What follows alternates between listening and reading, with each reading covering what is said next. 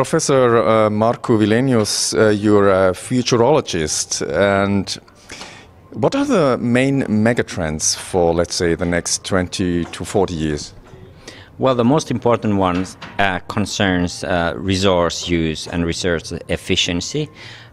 In our economies, in our materials used in our economies, we have come to the point where we need to be much more wiser how we use them.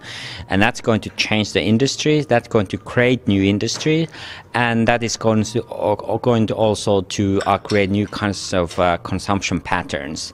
That's by far the most important one. Maybe I add a demographic change that will also change the consumption patterns, but also create new markets, for instance, for health services. 5 years ago, you also you emphasized the climate change, which is also a megatrend. Has that eased a little bit?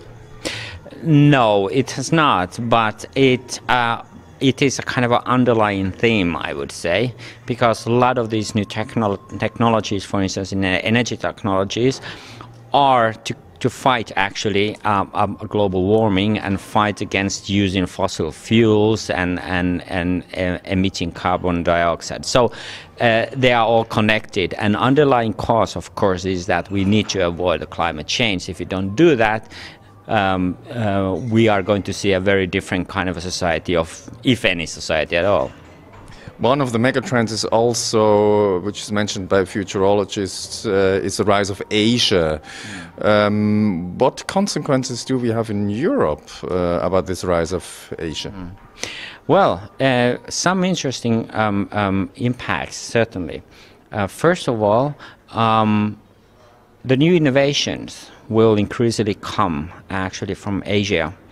And what does that mean is that when we look at some of the new technologies even now, the Chinese are quite advanced. For instance, in some of the renewable technologies, they are already there.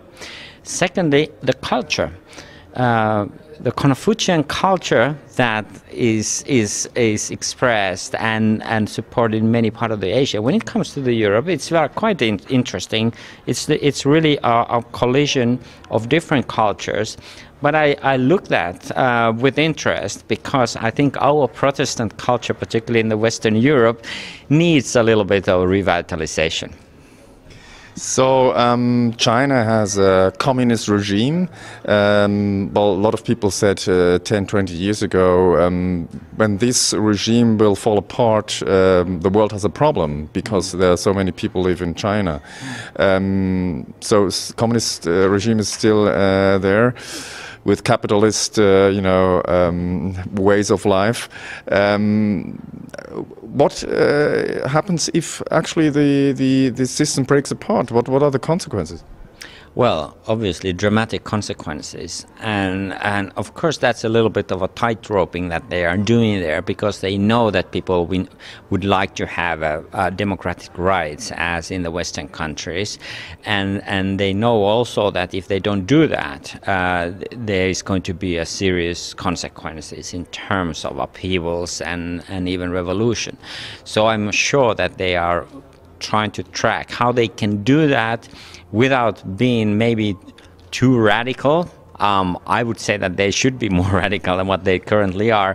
But certainly I see in the future a quite swift move towards genuinely democratic societies in China in particular. Last question about Asia. You said, well, it's obvious that Asia is on the rise. So as an investor, you should invest in China, in Asia. Well, yes, but we have to add up to that we need to know the markets. And as with any investment decision, you have to know where to invest.